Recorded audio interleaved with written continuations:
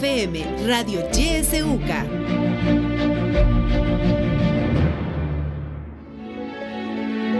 Política, economía, realidad nacional. Presentamos La Entrevista, un espacio de análisis y discusión producido por YSUCA.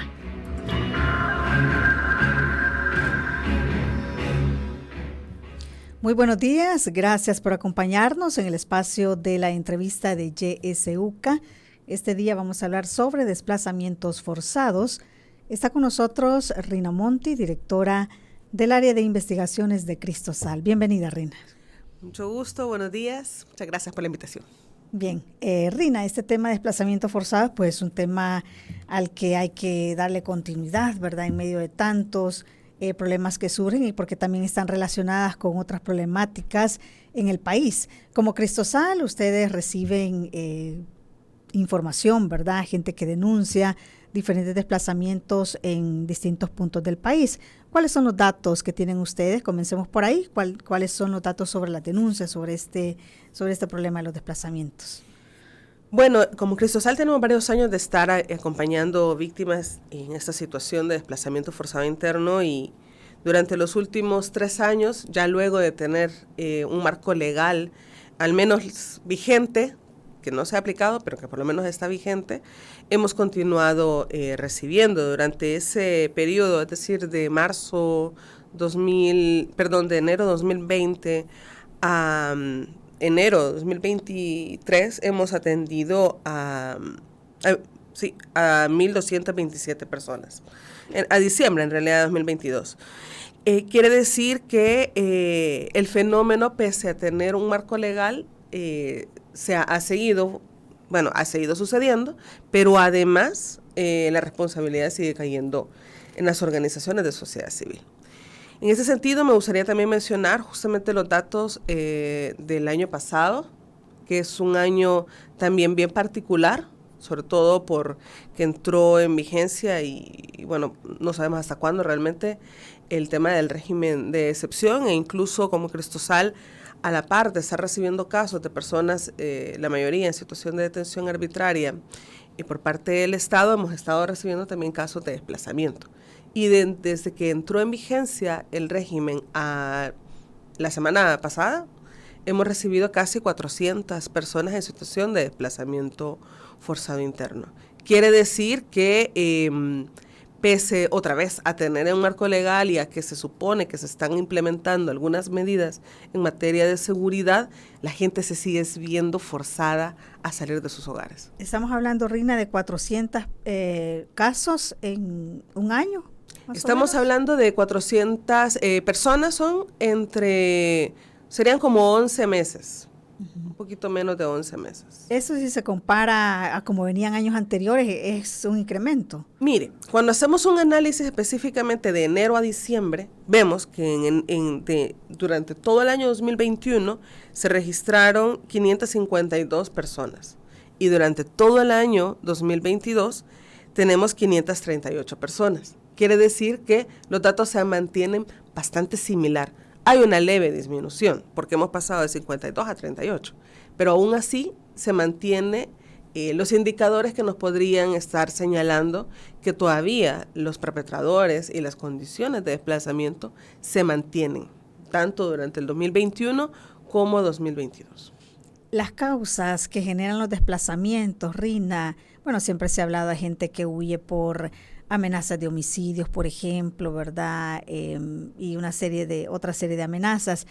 ¿Hay o han detectado ustedes en los últimos años que ha cambiado estas motivaciones de la gente para, bueno, más que una motivación, una obligación, ¿verdad? O sea, la gente es obligada a salir de sus hogares? Aparte de estas, ¿hay otras razones por las cuales la gente está yéndose de su zona?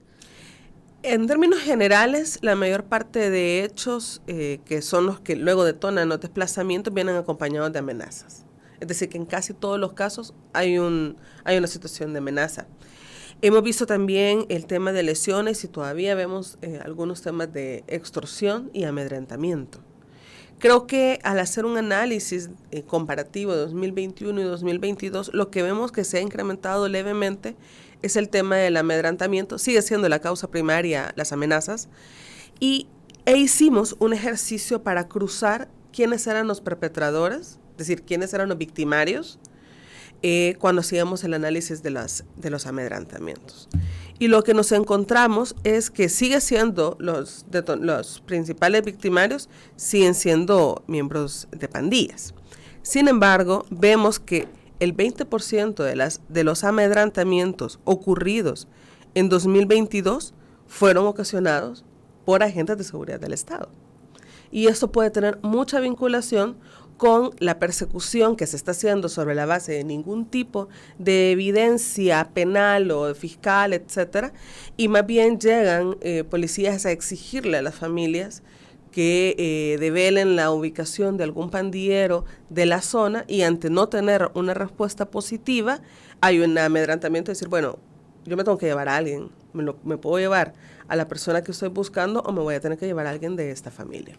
Y eso lo sabemos nosotros a partir justamente de los casos que hemos acompañado. Es decir, son familias que nos han llegado a decir, mire, estoy en esta situación, temo mucho que vayan a detener a mi hijo, a mi hija, a mi pareja, porque lo están haciendo sobre la base de ningún tipo de evidencia, y después yo voy a estar en esta clamor de estar solicitando que se libere a la persona, etcétera. Entonces sí hemos visto esto, realmente es el 20%, la mayor parte sigue siendo, de los amedrentamientos siguen causados por pandillas, pero sí es un dato que hay que seguir observando, porque entonces la figura de la agente de seguridad del Estado, fuera de ser de protección y de atención, como lo dicta la ley, que tenemos 3 años de tenerla, se está convirtiendo más bien en el victimario. Sí, un dato que me llama la atención, ustedes miden el año 2022, en 2022 se inicia el régimen de excepción. Durante el año 2022 que tiene vigencia el régimen de excepción, Rina, las pandillas continúan siendo quienes más obligan a las personas a irse de sus países en medio de esta supuesta guerra contra las pandillas, ¿verdad? Y que se supondría que las pandillas están en las cárceles.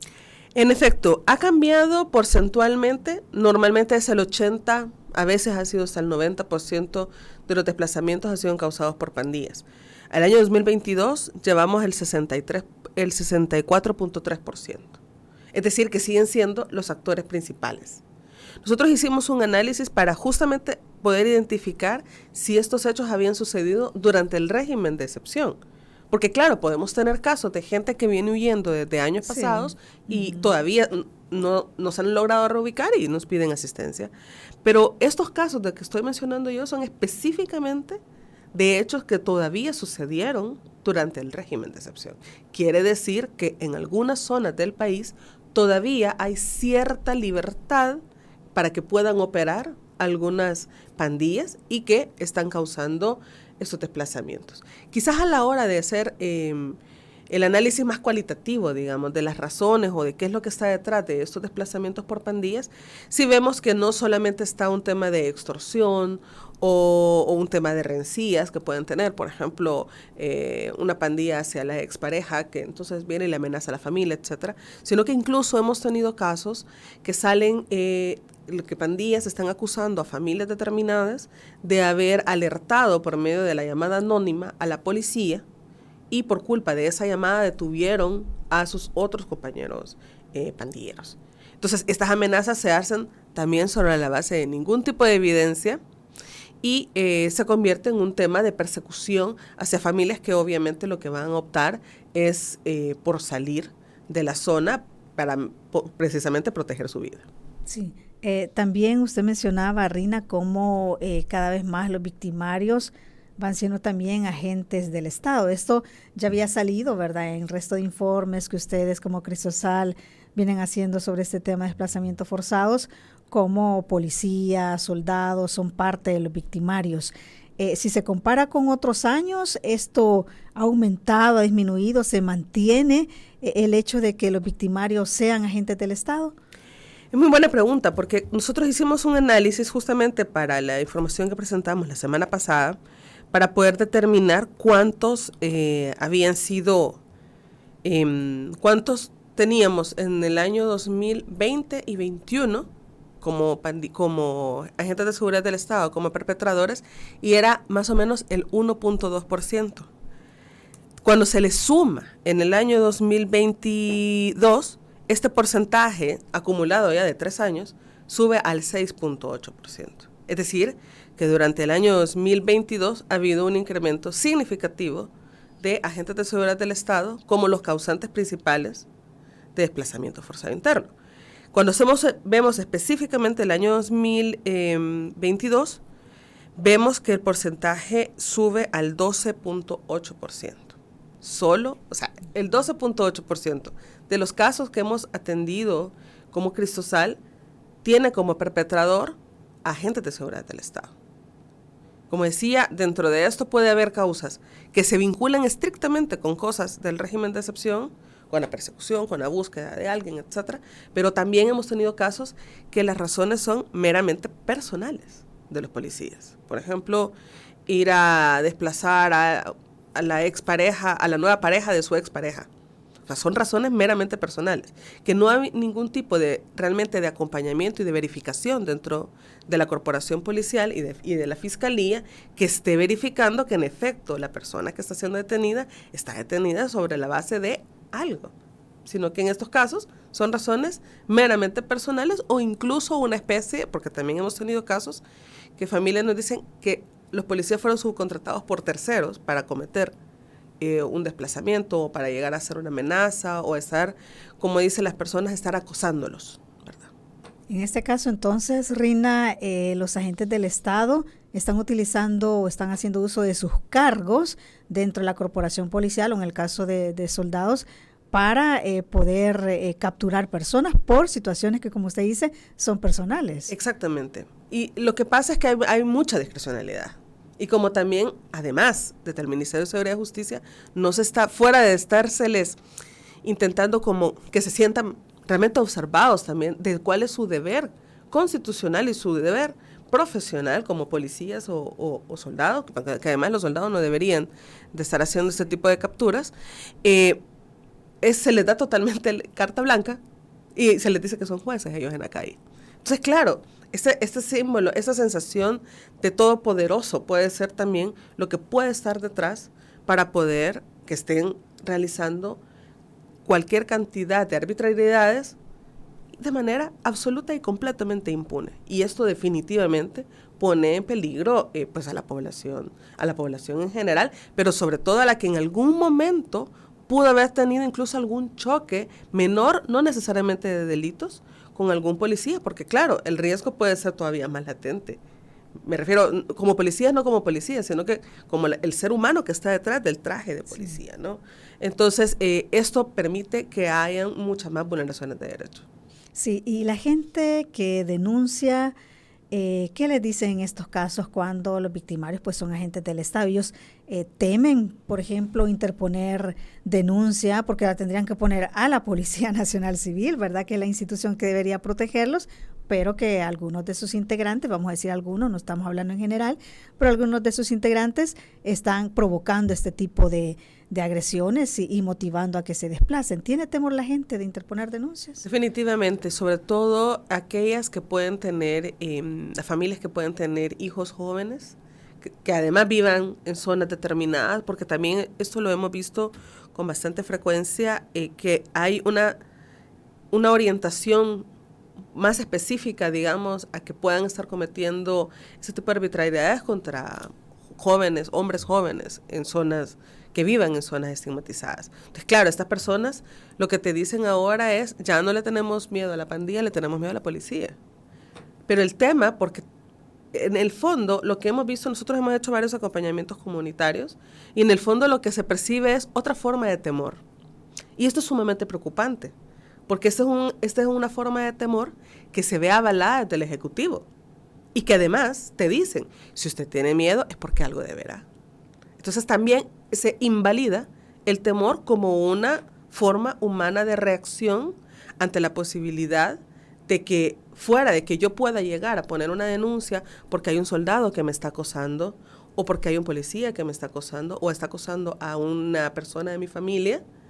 tengo que, además, esconderme de ellos, porque puede ser que en algún momento los pueda encontrar en un mal momento y pueda pasar algo. Entonces, lo que se percibe es eso. La gente, es muy frecuente que lo escuchemos, la frase de ahora ya no se le tiene miedo a la pandilla, sino que a la policía. Entonces, fuera de tener el espíritu de la policía comunitaria, que ha sido un espíritu que se ha impulsado a la policía desde que se formó básicamente y que tiene varios años de estarse trabajando, o bueno, se trabajó porque probablemente en los últimos 3 años no se ha hecho, ha quedado totalmente borrado y ha dejado, lamentablemente, como corporación en general, como se dice perfectamente, probablemente hay muchísimos policías muy buenos, pero lamentablemente como masa hay varias personas que los ven al revés, los ven como agentes que hay que mejor alejarse de ellos y obviamente eso no va a procurar que haya una denuncia ciudadana. No genera confianza esto en la gente. En absoluto.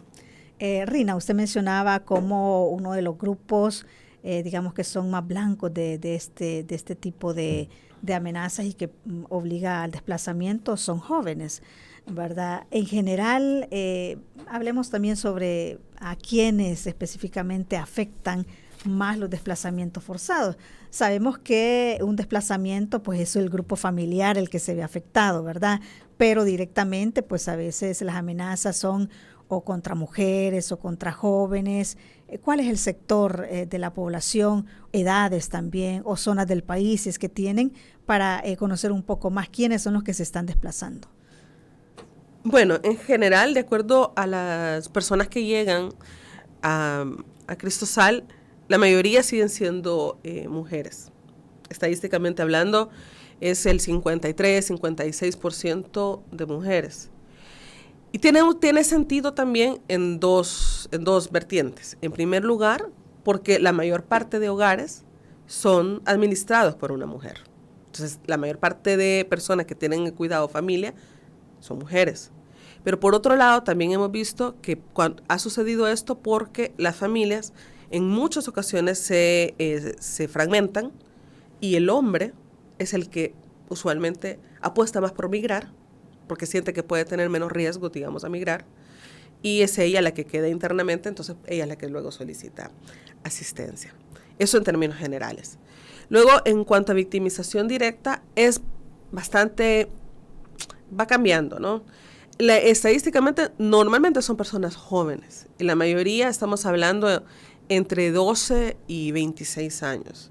Ha habido años incluso que ha sido básicamente la mitad de la población como víctima directa a la que hemos atendido. Más bien, o sea, es decir, el hecho ha entrado a través de estas personas y luego se dispersan en el resto de la familia, ¿no? En algunas ocasiones, la mayoría, quizás podríamos decir que son, las víctimas directas son hombres, pero también hemos visto, sobre todo cuando tiene que ver con un tema sexual, de violencia sexual o violencia de género, obviamente son mujeres y en muchas ocasiones, lamentablemente, son mujeres adolescentes o mujeres muy jóvenes. Entonces, entra por este lado, obviamente estamos hablando que la mayoría de perpetradores son pandillas, por tanto, las razones por las que han entrado estos tipos de amenazas o de hechos delictivos ha estado vinculado estrictamente a las pandillas. Estamos hablando de un tema de extorsión, reclutamiento forzado, abuso sexual, acoso sexual, etc. Esto, como digo, en términos bastante generales. Aún así, es importante que al menos en general es el 6-7% de las personas son personas adultas mayores. Y esto siempre es bueno mencionarlo porque las personas adultas mayores, no siempre, pero en muchas ocasiones, suelen también ser parte del grupo que tienen que cuidar las mujeres. Entonces ya las mujeres no solamente tienen que estar administrando todo lo que implica un desplazamiento forzado interno, sino que el cuidado en general y cuidado de protección a niños y niñas y además el cuidado de protección de personas adultas mayores. Sí, y en cuanto a las zonas, ¿hay alguna diferencia entre lo rural, urbano o digamos es en ambos? Bueno, también ha ido cambiando. Ahora, en los últimos años sí hemos tenido un incremento más significativo en la zona rural. Usualmente se veía más en las zonas urbanas, quizás estamos hablando de 2014, que fue cuando comenzamos a trabajar el tema. Sería difícil poder realmente asegurar si esto se da más en la zona rural o en la zona urbana, porque pareciera, bueno, primero porque nosotros no tenemos posibilidad de tener una muestra nacional, pero también pareciera que a veces los desplazamientos se van moviendo dependiendo de cuáles son las intervenciones en materia de seguridad. Lo vimos incluso en 2017, en la administración de Sánchez Serén, que se empezaron a hacer algunas intervenciones en algunas zonas urbanas y de repente ya los veías entonces los desplazamientos en las zonas rurales, porque claro, los habían expulsado de las zonas urbanas y se iban a meter a montañas, y en las montañas llegaban y sacaban a la gente y eran zonas rurales. Pero pareciera que esto sí, en general se da más en las zonas más densamente pobladas, pueden ser en algunas ocasiones urbanas o rurales. Sí. Recuerdo, Rina, en todos esos informes que ustedes han sacado durante estos años, que también se hablaba de casos bastante graves que llegaban al confinamiento, ¿verdad? Y que habían personas que estaban en su casa resguardadas por meses, ¿verdad? ¿Sigue pasando esto? Sigue pasando, y de hecho es bueno que lo saque a colación porque justamente durante el régimen es algo que lo volvimos a ver casi de la misma manera como lo veíamos en los años anteriores, sobre todo con jóvenes.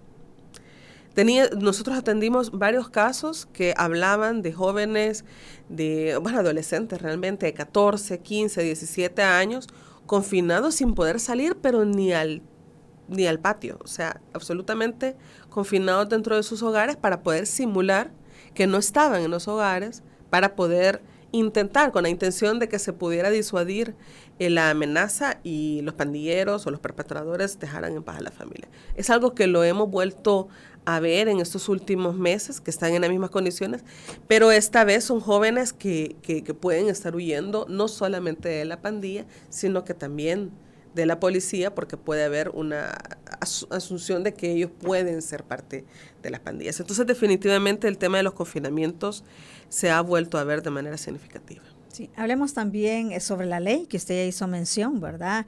O sea, sí tenemos una ley que debería prevenir, ¿verdad? Y dar protección también a las personas en condición de desplazamiento, pero no hay un reglamento, ¿verdad? Y el presupuesto parece que todavía no hace que esta ley no logre funcionar.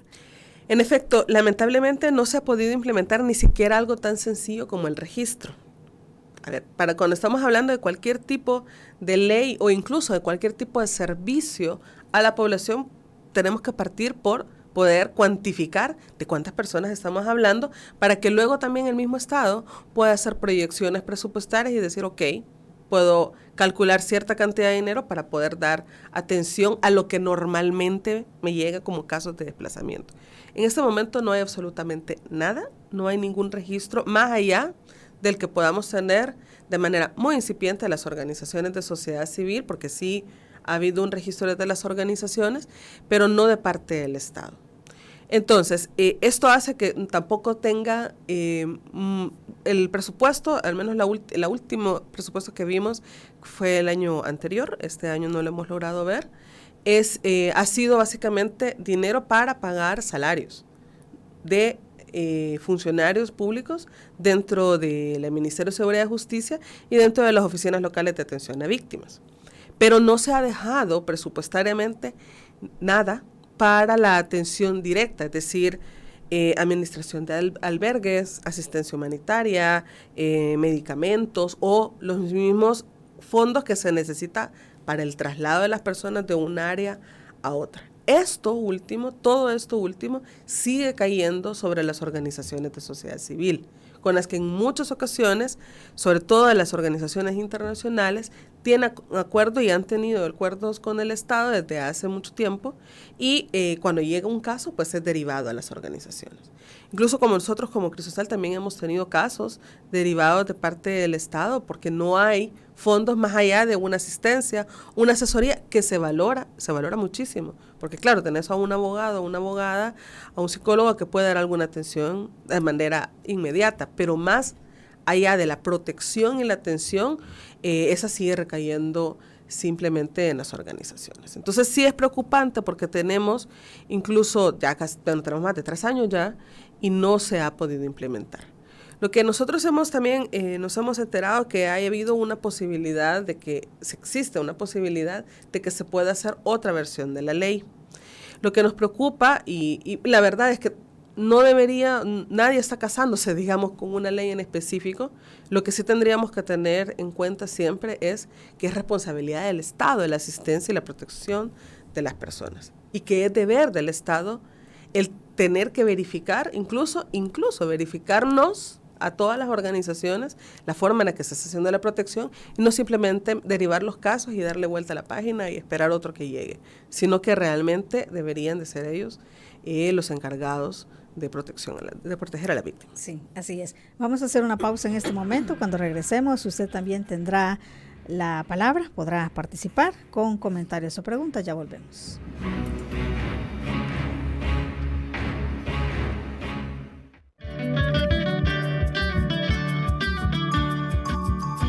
Somos la estación que te acompaña siempre. YSUCA, la voz con voz. YSUCA, siempre con vos. 91.7, la voz con vos.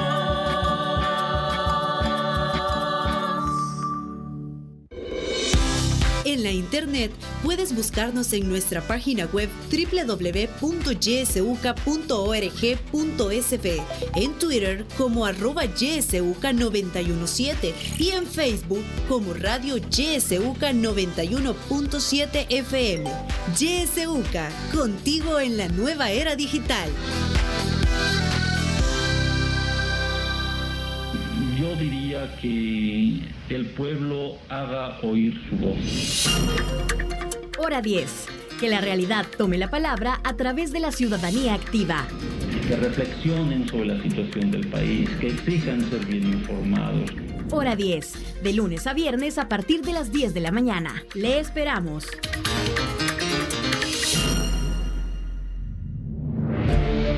Sintoniza Radio YSUCA en el 91.7 del FM. La voz con vos.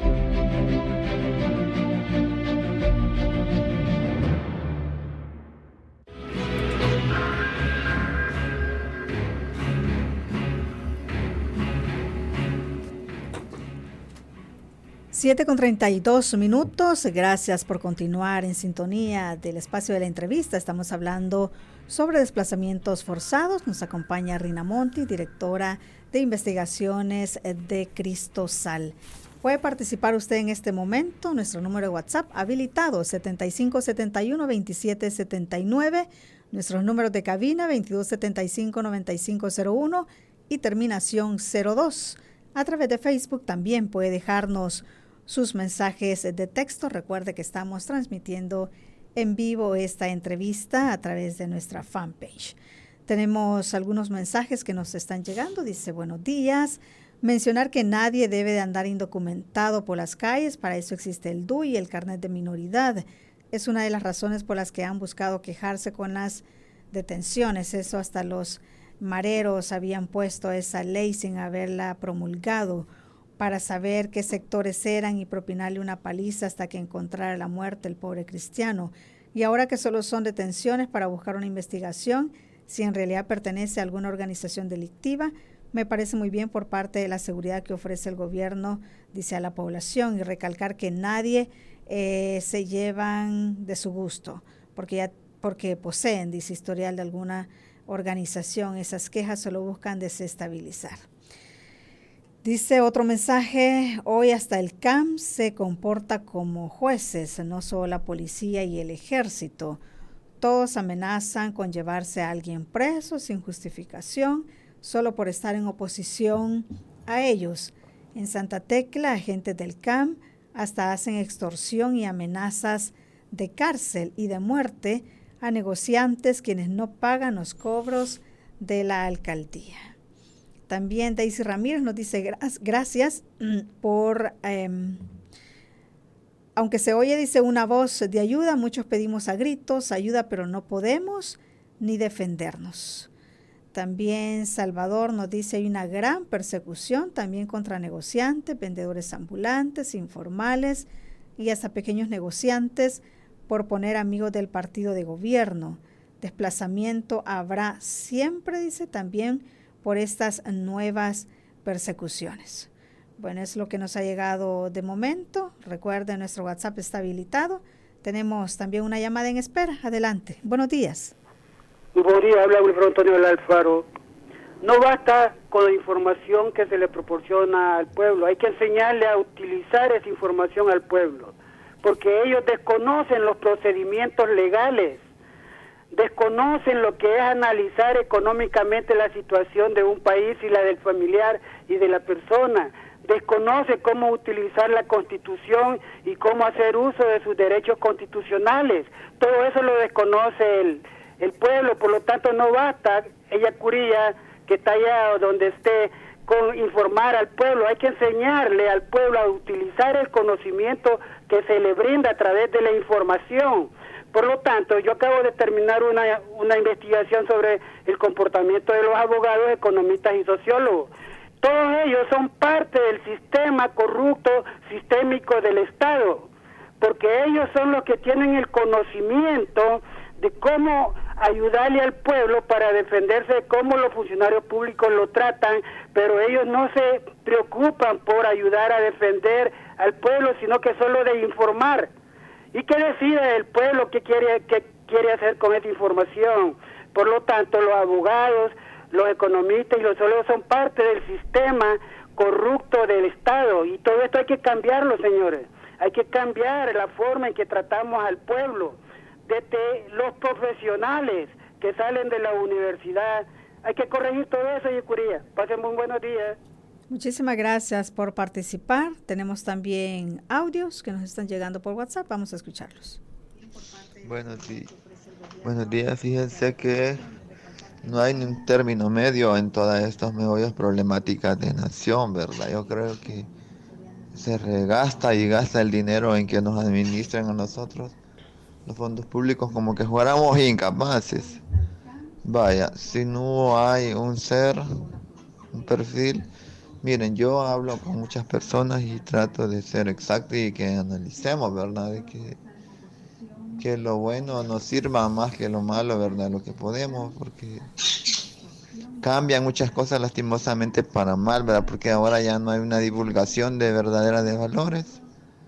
Y pues solo hay como rivalidades en religiones, rivalidades en políticas. ¿Y a dónde vamos? ¿Qué queremos? No nos podemos como unir más y proponer mejor a toda situación, ¿verdad? Yo digo, porque nosotros somos los patrones, acuérdense, y estamos al revés, los patrones son los que nos gobiernan y a quienes tienen, digamos, poder político y jurídico, haciendo a su antojo a muchas cosas, siendo parciales, ¿verdad? Cuando deberían de ser imparciales o ver los dos lados de las cosas. Gracias por su participación. Más mensajes. Dice, hay una gran persecución, dice, también contra vendedores y negociantes. El régimen de excepción está incrementando el desplazamiento forzado. Conocemos casos donde policías se han llevado a algún miembro del grupo familiar. La familia sigue siendo asediada por agentes y amenazan con llevarse a otros de la familia. Relata una familia que el miércoles 8 de enero de 2023, policías llegaron a la casa, pidieron a mi hija que entregara a mis otros 2 hijos. Le dijeron, estás muy joven para llevarte, te aconsejamos que te vayas, porque si vienen otros compañeros, ellos sí te van a llevar. Relata la familia que ya es la segunda vez que llegan a interrogar y amenazan a la joven con llevársela. La familia ha tenido que irse, decía, abandonar la casa por temor. Otro mensaje para la persona del primer mensaje, como justifica las violaciones sexuales es de parte de las autoridades a sus víctimas y los robos de dinero en hogares y los homicidios que son justificados falsamente por agentes del Estado, dice, en ebriedad. Tenemos otra llamada. Adelante. Bueno, se nos cortó ahí la llamada. Si puede volver a llamar, pues le tomamos ahí su mensaje. Bueno, Rina, es lo que nos comentan por el momento. Adelante.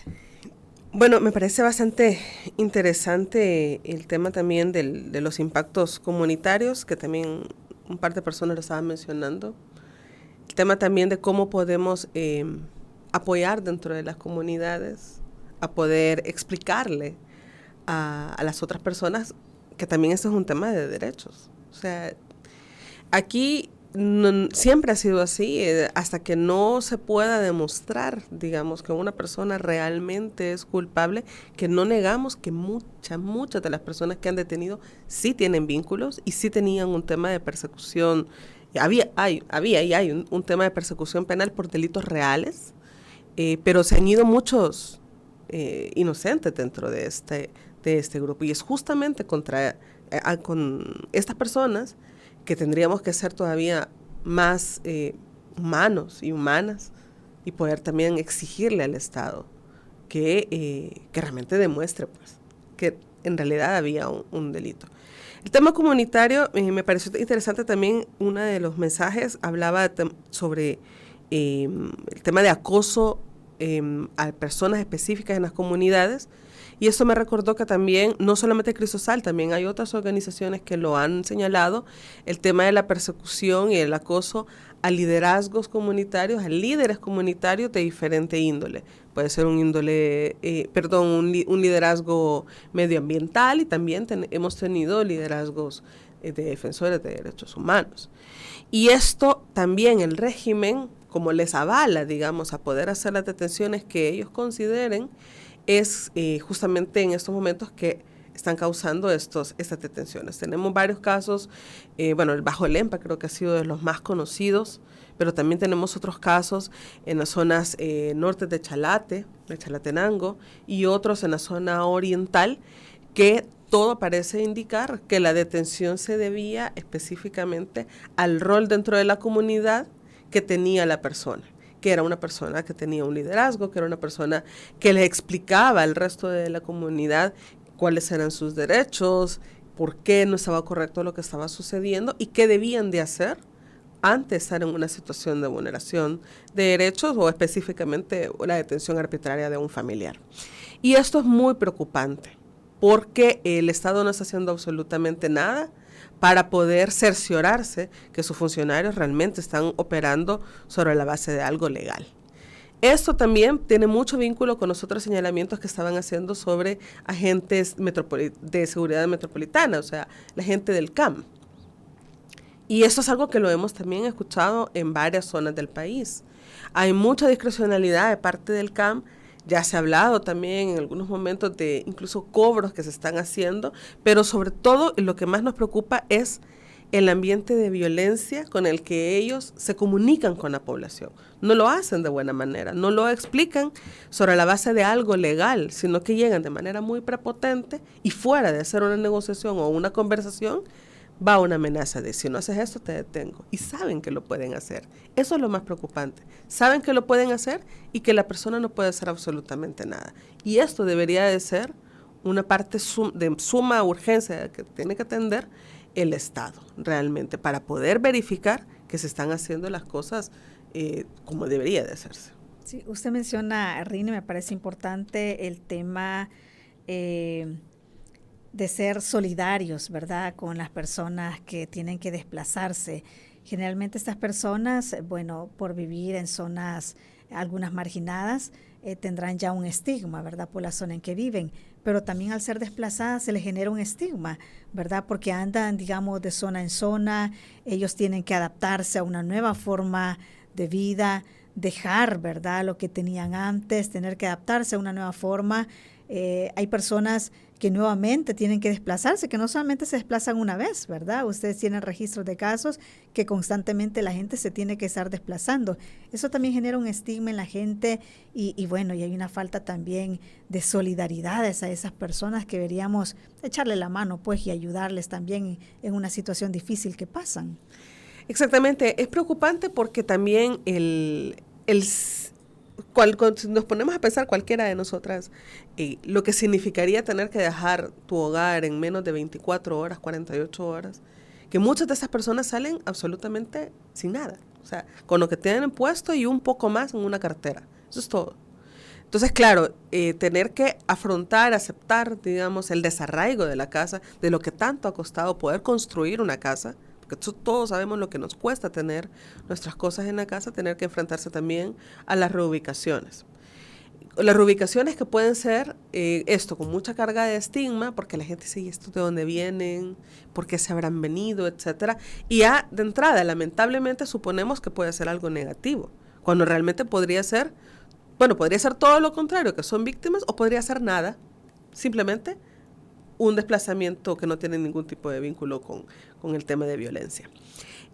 Lo que sí es cierto es que tendríamos que tener la solidaridad casi en cualquier sentido, sobre todo en validar a una persona como víctima, si te lo está diciendo, sobre todo. Es como lo típico que se dice cuando hay un tema de violencia sexual, que tenés que creerle a la víctima, tenés que tomar en cuenta lo que te está comentando, porque por algo te lo está diciendo, y fuera de hacer juicios de valor, etcétera, o señalamientos, o peor aún, hostigamiento, tener que ofrecer, pues un brazo solidario.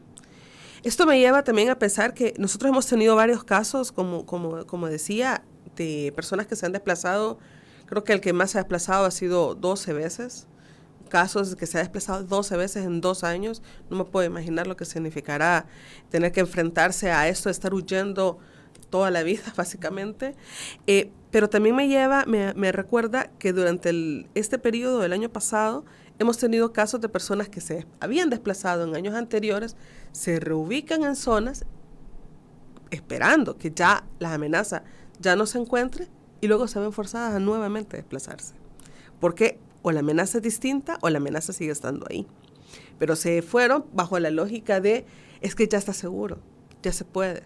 Porque también eso nos dicen, lamentablemente en muchas ocasiones los medios, de manera muy irresponsable, porque no hay necesariamente un método de verificación real, absoluto en todas las comunidades que me pueda garantizar que yo puedo regresar a mi zona. Y hemos tenido casos de personas que se han tenido que volver a desplazar internamente, e incluso recuerdo un caso de una detención arbitraria al momento de regresar a su zona de origen. Quiere decir que nuevamente, fuera de haber una atención a las víctimas, hay un tema de vulneración de derechos. O sea, la gente regresa con la esperanza de, yo voy a recuperar Hay una mi falsa casa. idea de que hay seguridad y por eso regresan. Exactamente. Y lo que sucede es que hay un desplazamiento e incluso una detención arbitraria de una persona de la familia por una llamada anónima, que eso es lo peligrosísimo de las llamadas anónimas, que se hacen sobre la base de nada. Son casi que es un tema de rumores, ¿verdad? Y eso obviamente pone en peligro a las personas. Sí. Hablamos también del papel, ¿verdad?, que juega en todo esto la policía. Ya decíamos cómo algunas personas pues no denuncian porque no tienen confianza, ¿verdad?, en esta institución. ¿Qué pasa, por ejemplo, con la Procuraduría para la Defensa de los Derechos Humanos, que es otra institución que recibe este tipo también de denuncias? ¿La gente se está acercando? ¿Qué les comentan a ustedes? Sin duda que lo están haciendo.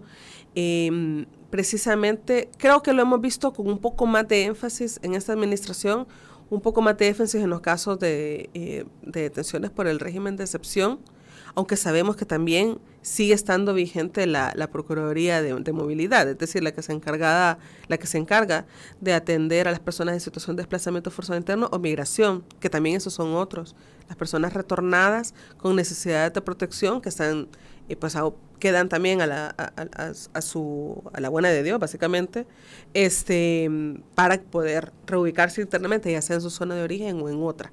Sabemos que la Procuraduría se está movilizando en algunos casos, sobre todo en aquellos que tienen enfermedades crónicas, alguna persona de la familia, y sí está facilitando algún tipo de acercamiento sobre todo con el Ministerio de Salud. Y Salud, en muchos de estos casos, sí está reaccionando de manera favorable. Entonces, la Procuraduría sí sigue siendo en este momento una de las entidades a donde más se abocan las personas. No sé si tengo acá el dato. Sí. Cuando nosotros preguntamos en términos generales, en los 3 años, a dónde las personas llegan a interponer denuncia, el 13% en general sigue siendo la Procuraduría. Pero me parece que este porcentaje había subido para el caso del 2022. En efecto, ha subido casi al 20%. Entonces, sí, aparentemente sigue siendo una de las entidades que tienen más confianza las personas. Una cosa es denunciar, ¿verdad?, la Procuraduría, pero ya el procedimiento que ellos llevan, estas personas al final, pues se sienten satisfechas del apoyo, la ayuda que les da esta institución. Pues realmente solo nosotros hemos visto más cambios en aquellos que pueden tener algún tipo de enfermedad, como decía. Sí. Pero más allá de eso, no. Realmente no hay ningún acompañamiento porque tampoco la Procuraduría tiene demasiada buena relación con todas las entidades del Estado. Entonces esto hace que no sea una relación fluida, digamos. La Procuraduría tiene derechos constitucionales de poderse involucrar en todo el quehacer del Estado, sobre todo en esto tan urgente como la protección de víctimas. Pero tampoco tiene demasiada apertura, sino que tiene también algunos retos similares quizás a los de, bueno, quizás menores, ¿verdad? Los de las organizaciones de sociedad civil, que tenemos todavía más retos para podernos acercar. Entonces, realmente es insuficiente lo que se puede hacer.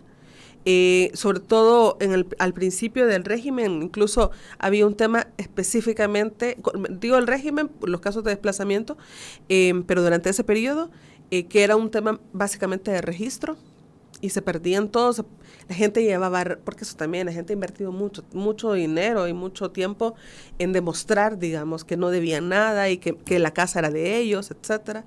Y la Procuraduría, pues, casi igual que la PGR, ¿verdad? Así que solo lo agarraba, lo archiva y lo guarda y murió la flor.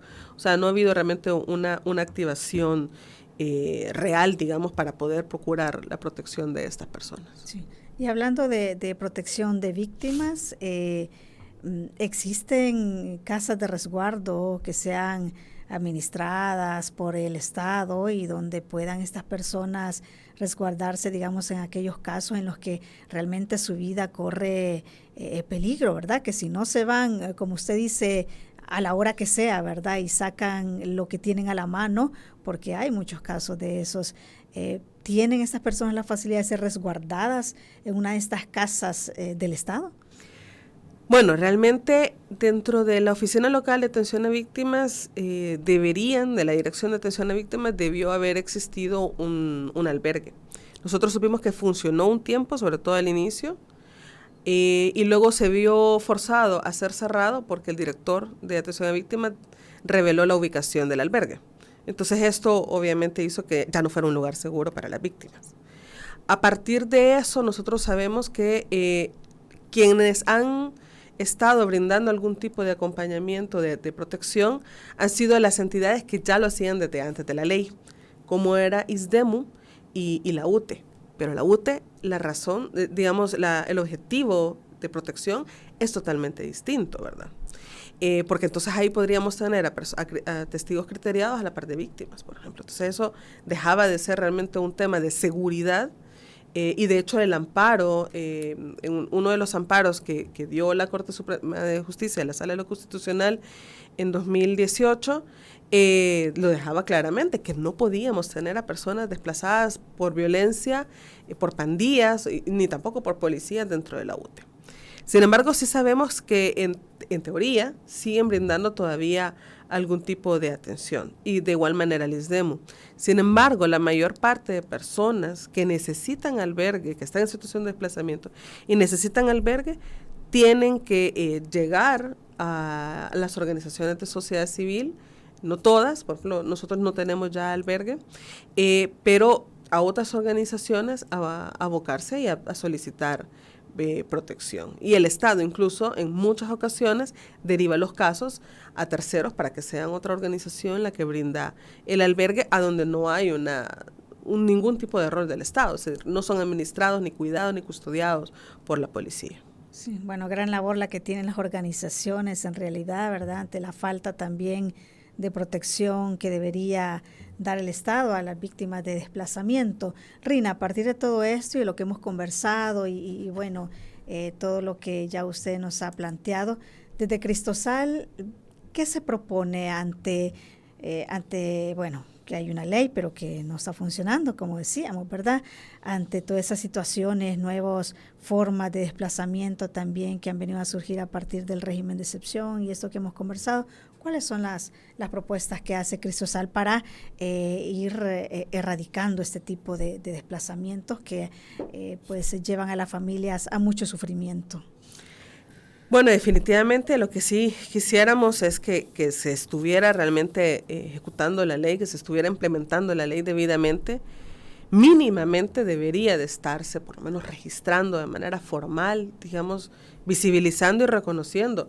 Lamentablemente estamos en un momento bastante similar al que estuvimos en la administración pasada, en el gobierno de Sánchez Serén, a donde simplemente el Estado decía que no existía el desplazamiento y no lo registraba y obviamente no lo atendía. Y esta ley manda que se haga el registro. Esta ley lo manda. Esta ley lo manda, que tiene que tener un registro que, como decía hace un rato, es el primer paso. Sí. Usted no puede saber a quién va a atender si no lo tiene registrado. No sabe si son mujeres, hombres, edades, cuáles son las condiciones. Y obviamente a partir de poder perfilar e identificar bien a la población meta, en este caso, puede definitivamente hablarse de un tema de presupuesto y tal. De manera paralela deberíamos de tener definitivamente un reglamento que tenga claridad cuál es la labor que tienen las diferentes instancias del Estado. Creo que una de las cosas que más nos preocupa ahorita en esta coyuntura es sobre todo el tema de protección y atención a niñez y adolescencia. Sabemos que hay muchas de estas personas, muchos niños y niñas y adolescentes que han quedado desamparados por las detenciones de sus cuidadores. Y estos en muchas ocasiones, no es exactamente un desplazamiento en sí, aunque evidentemente sí, porque incluso tienen que moverse hacia otros hogares, y el CONE definitivamente debería de estar. O sea, el sistema de protección a la niñez, que ya sabemos que es de los más importantes a nivel mundial, debería de poder haber una activación que realmente proteja a las personas. Entonces, no deberíamos, en teoría, de necesitar tener tanto detalle dentro de un reglamento, aunque es necesario. El Estado debería de poderse activar por sí mismo bajo su deber constitucional, y mínimamente eso es lo que estaríamos sugiriendo de parte de las organizaciones. Como Cristosal hemos manifestado en diferentes ocasiones, hemos mandado notas, hemos enviado propuestas, mandamos una propuesta de reglamento a esta administración pública para poder, pues, que tuvieran una especie de borrador, de punto de partida, para que luego ellos pudieran hacer ciertos ajustes y poderlo implementar. Nos hemos ofrecido de compartir nuestra experiencia de varios años en el tema de desplazamiento con la administración nueva, con la nueva directora de atención a víctimas, y pues hemos tenido pues básicamente ninguna respuesta. Entonces, sí, nosotros quisiéramos pues esto, ¿no? Realmente que el Estado se abriera, porque también la ley lo dice, habla precisamente de estas grupos o mesas a donde pueden haber participación ciudadana. Nosotros somos ciudadanos también, como todo el mundo, y poder apoyar al Estado mismo para que se pueda implementar la ley y sobre todas las cosas que podamos ofrecerle a las personas atención y protección de manera integral, sobre todo en vista de tener soluciones duraderas, es decir, soluciones que puedan ser más permanentes o un poco más permanentes, sí, que puedan ayudar a las personas a que dejen de esa vida nómada que en muchas ocasiones se ven obligadas a estar cambiándose constantemente, porque cambia nada más el victimario o cambian las condiciones, pero no logran arraigarse, y esto obviamente puede tener otras consecuencias en materia de derechos humanos. Sobre esta propuesta de reglamento que ustedes hicieron, ¿no le dieron ninguna respuesta? Ninguna, solo la logramos entregar al despacho y ya, nos dieron una nota que nos dijeron recibido y hasta ahí. Entonces, y hemos intentado posteriormente, incluso cuando asumió la nueva directora, decir, ok, mire, aquí estamos, podemos hablar. Al principio sí logramos hablar con un par de directores, pero luego pues ya no, ¿verdad? Y sí sería importante, sobre todo porque una de nuestras más grandes preocupaciones, sobre todo el incremento de victimarios como la policía, es que usted no puede tener un albergue con víctimas de la policía custodiado por policías. Entonces, eso sí es mucha preocupación, porque el tema de la revictimización es mucho más palpable. Y esto debería de ser también una preocupación para la administración pública, que si luego va a tener albergue, si en realidad lo va a administrar ellos como debería de hacerse, deberían de también tomar en cuenta estas otras condiciones, incluyendo también los perfiles de víctimas. Por ejemplo, el tema de la población LGTBI está totalmente desdibujado de parte del Estado como una población meta de parte del Estado, cuando son ciudadanos y ciudadanas también. Y tienen, obviamente, son sujetos de derecho, ¿verdad? Entonces también, pues, compartir un poco cuál ha sido también nuestra experiencia en materia de protección de poblaciones vulnerabilizadas, ¿verdad? Básicamente. Sí. Bueno, qué lamentable que no tomen en cuenta las propuestas que hacen las organizaciones, además de que ya están haciendo una labor muy grande, ¿verdad? Como dije, es una obligación del Estado dar este tipo de protección, sin embargo la están asumiendo otras organizaciones. Bueno, gracias Rina por haber estado con nosotros y habernos planteado lo que hace Cristosal, ¿verdad? De llevar datos ante la falta de un registro oficial. Esto ayuda, ¿verdad? Al menos nos plantea el panorama de cómo estamos, ¿verdad? En este lamentable problema que no cesa en el país. Gracias. No, a ustedes muchas gracias, y ahí solamente decirle a la población que sigue estando Cristosal por si hay casos de desplazamiento forzado interno. En todas nuestras redes están los formularios para que reciban alguna atención. Así es, bueno, muchísimas gracias. El número telefónico al que pudieran llamar, Rina, si la gente está interesada. En la página está un WhatsApp y está el formulario a donde pueden abocarse y ahí serán atendidos. Muy bien, así que usted ya tiene la información. A veces sobre las entrevistas nos llaman y nos preguntan dónde, ¿verdad? Y así nosotros ya les damos también esa información. Muchísimas gracias por haber estado con nosotros. Le invitamos a que comparta esta entrevista, ha quedado en nuestra página de Facebook y nuestro canal de YouTube. Que tenga un excelente día. Esta fue la entrevista. Te invitamos a que no te pierdas nuestra próxima emisión.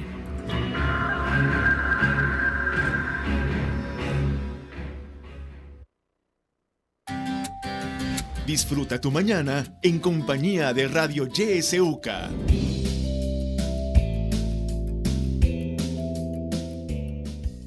Allá va el mago González, el mago en el sprint, el mago ahí en la llegada, el mago entra al área y... Toda la información deportiva, nacional e internacional, la encuentras en 91.7 Deportes. Noticias, efemérides, entrevistas y más, solo por 91.7 Deportes. Todos los lunes, miércoles y viernes a las 11:30 de la mañana.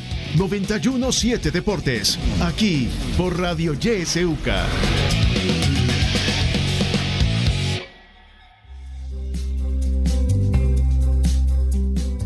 No te pierdas en YSUCA la franja de la academia.